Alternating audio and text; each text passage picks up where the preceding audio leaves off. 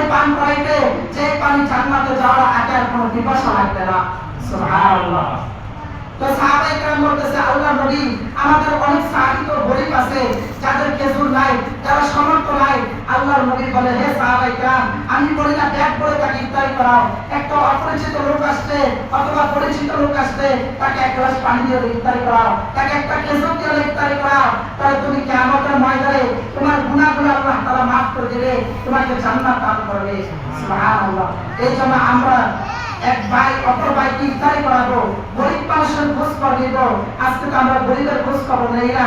এই তো ৩-৪ দিন আগে কিতাবের মধ্যে ঘটনা শুনলাম, সাহাবায়ে কেরাম গরিবের কিভাবে খোঁজ নিতেন।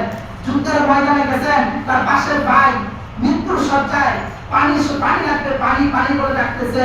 আল্লাহর বান্দা ওই সাহাবায়ে কেরাম পানিটা দিলেন। এবার পানিটা খাতে পিছন দিকে তাকায় দেখে আরেক ভাই পানি করতেছে। এবার চিন্তা করলেন, আমার পানি চাইতে ওই ব্যক্তির জীবনটা আগে বড়। এবার পানিটা পান না করে ওই ব্যক্তির দিয়ে দিলেন। আবার ওই ব্যক্তিও পানি পান করতেছে, আরেকজন পিছন থেকে তার পানি বলতেছে। এবার ওই লোকটাকে পানিটা দিয়ে দিলেন। এবার কেউ পানিটা পান করতে পারলো না। ওই সাহাবায়ে কেরাম ওই পানিটা যখন নিয়ে প্রথম ব্যক্তির সামনে আসতেন, আসার পর দেখে প্রথম ব্যক্তি দুনিয়া ছেড়ে চলে গেছে। সুবহানাল্লাহ।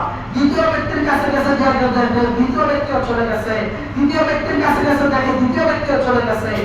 তারা চিন্তা করছে যে আমি পানি খেয়ে বাঁচবো, আমার আগের পাশের ভাই সে না খেয়ে মরতেছে, সে পানির জন্য মৃত্যুবরণ করবে, তরবারির আঘাতে পড়ে আছে।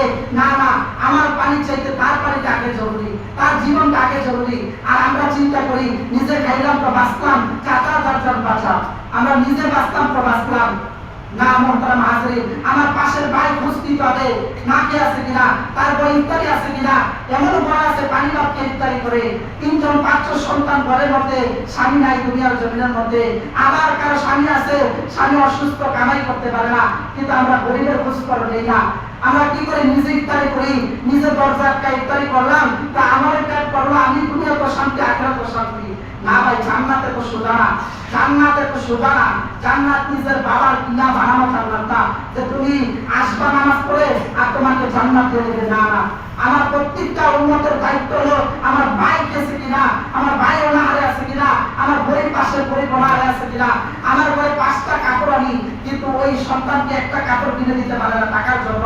সন্তান বাবা বলে, টাকার জন্য বাবা বলে, কিন্তু তার ঘরের মধ্যে কি কামাইয়ের লোক নাই। এই চিন্তা আমরা করি না। এই চিন্তা করছে একজন, তার নাম হলো মুহাম্মদুর রাসূলুল্লাহ। নিজের জীবন দিয়েছে, মানুষের দ্বারা গেছে। আমার কোন উম্মতটা অনাহারে আছে, আমার কোন উম্মতটা না খেয়ে আছে। এমনও দিন গেছে, খাদিজা রাদিয়াল্লাহু আনহা বলে পয়গম্বর 1 মাস যাবত বুকের মধ্যে পাথর রেখেছে বাবা, চুলার মধ্যে আগুন জ্বলে না, তারপর নিজে না খেয়ে কিছু আসতে এই খানা আরেকজনের কাছে পৌঁছাই দিতেন। এই যেমন মোহতারাম হাজরিন, টাকা, এই টাকা আমাদের আজকে কুকুর খায়, কত আদিজালির কাছে যায়, কিন্তু গরিব মানুষকে আমরা খোঁজ খবর দিই না। এই জন্য মোহতারাম হাজরিন, আমরা সবাই গরিবের খোঁজ দিব। ইফতারের কত ফজিলত, এই রমজানের কত ফজিলত, এই তারাবির কত ফজিলত। আল্লাহ তাআলা বলেন, রমজানের এক একটা সময় হলো স্বর্ণের রূপার চাইতে আল্লাহ তাআলা দাম বাড়াই দিয়েছে। সুবহানাল্লাহ। কিন্তু আমরা সবাই হলায় নষ্ট করতেছি। গত বছর অনেকে ছিল, আজকে নাই, আবার আপনারা নিয়ে থাকবো না। রমজান আবার পাই কিনা বলতে পারি না। এই জন্য ভাই, 9টা মনে রোজা চলে যাইতেছে, এখনো সময় আছে, আরো বাকি আছে।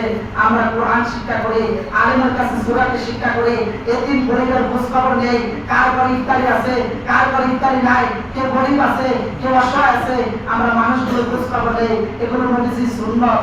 এই জন্য আল্লাহ তাআলা আমাদের সকলকে যে কথাগুলো বললাম, আল্লাহ তাআলা আমাকে বলতে আপনাদেরকে আমল করার তৌফিক দান করুন। আলহামদুলিল্লাহি রাব্বিল আলামিন।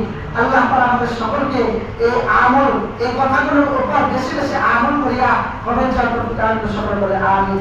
ওয়া আলাইকুম।